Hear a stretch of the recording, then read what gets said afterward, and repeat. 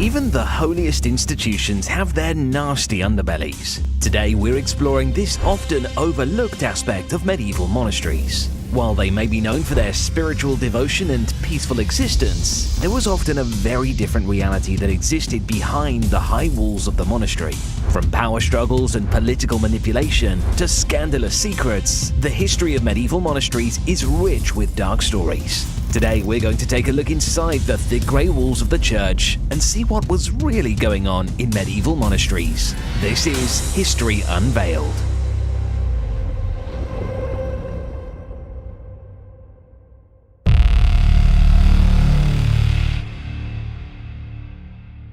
Despite the vows of poverty, chastity, and obedience taken by monks, many monasteries were plagued by corruption, greed, and misconduct. From the sale of indulgences to the abuse of power and position, corruption was a dark and persistent problem in the monastic world. One of the most widespread forms of corruption in medieval monasteries was the sale of indulgences. Indulgences were essentially get-out-of-jail-free cards that promised to reduce the time a person would have to spend in purgatory after they died. Monks and priests sold these indulgences to the public, often making extravagant promises about the benefits they would receive. The sale of indulgences was one of the foremost drivers of the Protestant Reformation, which sought to end the corruption and abuse of power in the church. Another way that corruption took hold in medieval monasteries was through the abuse of power and position. Monks who held high-ranking positions in the monastery often used their power to enrich themselves at the expense of others. They were also known to have used their influence to secure profitable business deals and take advantage of those under their care. So much for their total devotion to God. These monks were more than happy to put themselves first.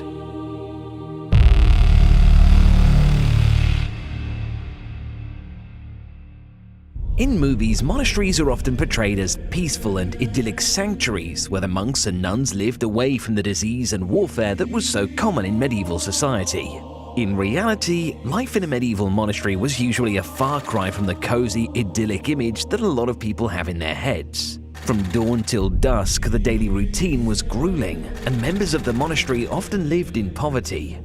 For starters, the hours were long and the workload was heavy. Monks were expected to rise early for morning prayers, followed by a long day of manual labor, study, and more prayers. The work was hard, with most monks engaging in manual labor like farming and construction, as well as intense hours of copying elaborate illuminated manuscripts by hand. And then, after all that, when the day was done, there was still more work to be done in the form of additional prayers and religious duties. Aside from the grueling hours and almost unending workload, there was the matter of resources, or lack thereof. The living conditions in medieval monasteries were far from a comfortable, relaxing retreat. Monks and nuns slept on hard beds, ate very simple and often unsatisfying meals, and lived in cramped, drafty quarters. The staple foods of the monastic community were humble, consisting mainly of vegetables like turnips and salads, hearty dark breads, porridge, cheese and curds, and occasionally a fish. To make the food last longer, meat was dried and fish was smoked. Despite the lack of variety in their diets, monks were expected to follow strict dietary rules, and meat was generally only consumed if they were sick or on special occasions. Privacy was non-existent, and even basic comforts like heat and light were in very short supply. Monasteries often didn't have much money, and so people living there had to make do with very little and fill themselves up on prayer.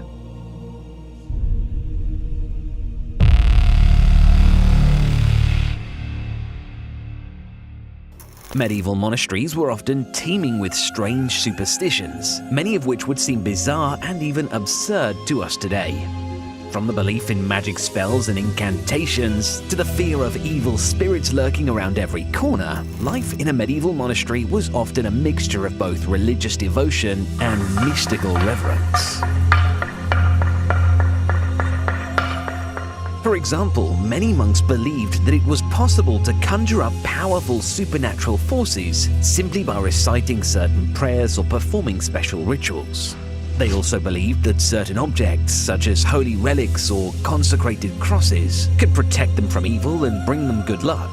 Some monks even went so far as to wear amulets or carry talismans to ward off evil spirits and ensure their safety. Monasteries were often secretive, and it's hard to know exactly what was going on behind the closed doors of the cloister, but rumor had it that many monks and nuns were engaged in rituals and mysticism that veered closer to witchcraft than Christianity. With all the harsh conditions of life in a medieval monastery, harsh weather, long working hours, and little food, it's really no surprise that these nuns and monks turned to whatever solace and protection they could find.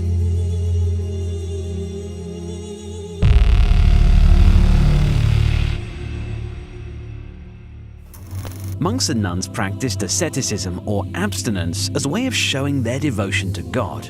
But sometimes this asceticism took a dark turn. The desire for spiritual purity and closeness to God led some monks to push their bodies to the limit and beyond with disastrous consequences. One of the most extreme forms of asceticism was self-flagellation, where monks would whip themselves as a form of penance and to mortify the flesh. This practice was thought to bring the monk closer to God by suffering in the same way that Jesus suffered on the cross. However, the psychological toll of self-flagellation was often devastating, leading to depression, anxiety, and even psychosis.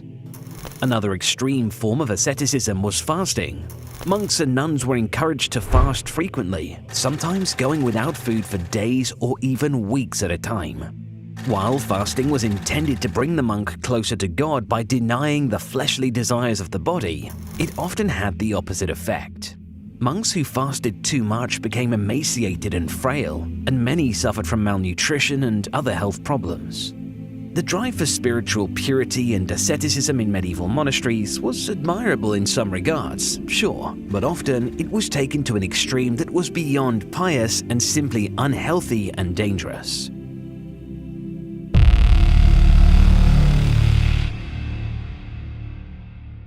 Throughout the medieval period, celibacy was considered one of the central tenets of the monastic life. Monks and nuns were expected to live lives of chastity, devotion, and poverty, abstaining from all sexual activity. However, the reality was often far from this ideal. In many monasteries, sexual misconduct was all too common, with numerous reports of monks and nuns engaging in extramarital affairs or engaging in sexual relationships with other members of the monastery. Despite the strict expectations of celibacy, many monastics found it difficult to adhere to these demands. Some sought solace in secret relationships, while others struggled with their sexuality and sought refuge in the monastery. For these individuals, monastic life was a place of refuge from the judgment and oppression of secular society outside of the monastery's walls. Although celibacy was expected in monasteries, it was not always strictly enforced. Some monasteries turned a blind eye to sexual misconduct, while others actively encouraged it. This was particularly true in the case of male monasteries, where relationships between monks were sometimes viewed as a necessary form of support. However, sexual misconduct in medieval monasteries was by no means limited to same-sex relationships. In many cases, monks and nuns engaged in sexual relationships with people from outside the monastery, and some monasteries were even rumored to essentially be brothels in disguise. According to research from the University of Toronto, from 1430 to 1530, almost half of the monasteries investigated were faced with an instance of sexual misconduct.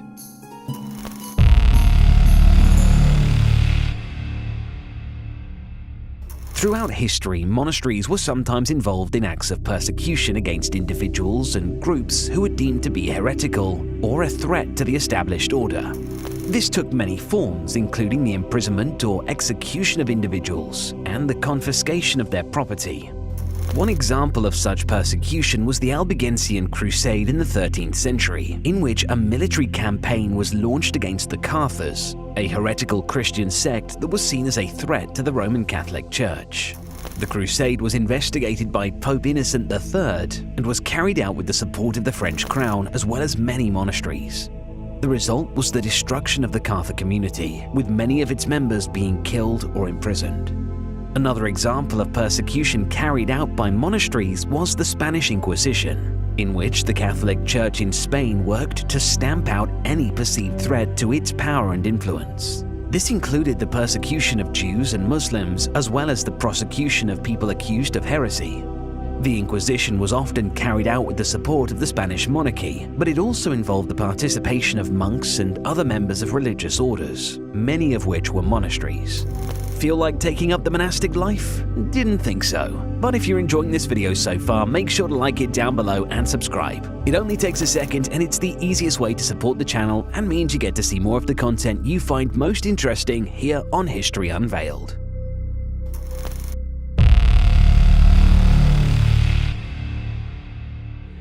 Medieval and were unable to leave.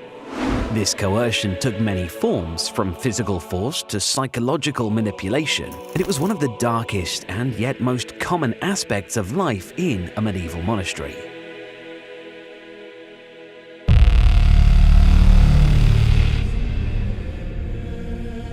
Far from being paragons of virtue, the inhabitants of medieval monasteries were often engaged in all kinds of debauchery. Although they were sometimes poor and ascetic, other monasteries were wealthy and influential institutions, and the lack of oversight and accountability allowed for many monks to lead lives of excess and indulgence. From lavish feasts to excessive drinking and gambling, some monasteries eventually became notorious for their over-the-top revelries. It became somewhat of a stereotype for monks to use their position to indulge in their desires and passions, disregarding the vows of poverty, chastity, and obedience that they had taken. While they may have tried to project an image of purity to the secular world around them, medieval monasteries were often far from godly and were home to some rather dark and scandalous behavior indeed. Thanks for watching, and don't forget to subscribe so you don't miss out on any future videos here on History Unveiled.